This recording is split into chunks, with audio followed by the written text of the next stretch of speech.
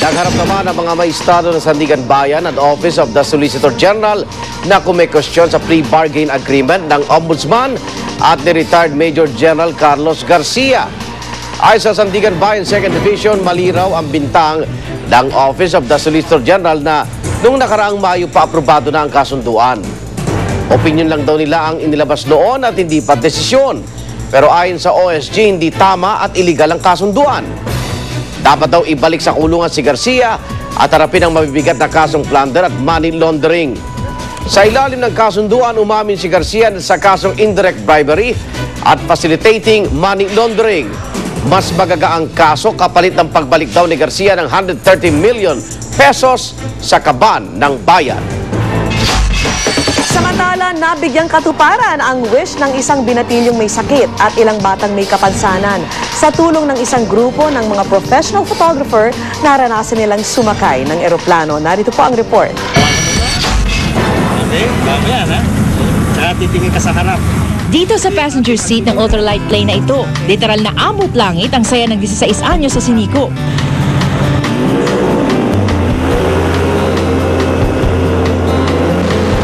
Di niya kasi inakalang matutupad ang kanyang pangarap na makasakay ng eroplano bago tuluyang lumala ang kanyang kanser sa buto.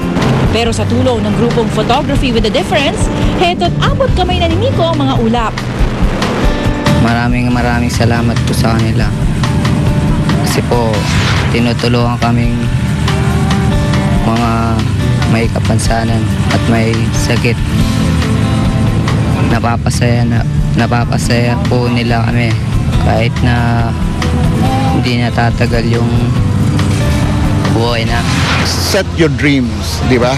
Kasi mangarap ka at maski na meron kang disability, hindi hindrance yan eh. If you have a dream, pursue your dream. At marami pa silang nagsilipat. 20 chikiting na may kapansanan ang sinakay sa 18 eroplano at helicopter.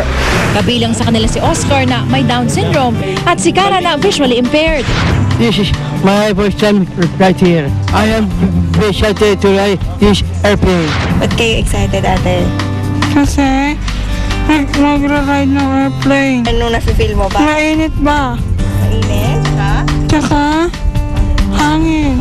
10 minuto rin nilang in-enjoy ang tanawin sa mga ulap. Ang tuwa, di maitago sa kanilang mga muka. I feel good. At lumipas man ang Pasko, dinalaw pa rin ni Santa ang mga bulilit, sakay naman ng chopper. At kahit di niya kasama si Rudolph, regalo dala-dala ni Santa para sa mga bata. Sa ngiti sa kanilang mga labi, hindi nga naman matutumbasan ng anumang halagang karansang ito para sa mga bata. Ang araw na halos bahagka na nila ang alapaap. Para sa saksi, Salima Rafran, nag-uulat.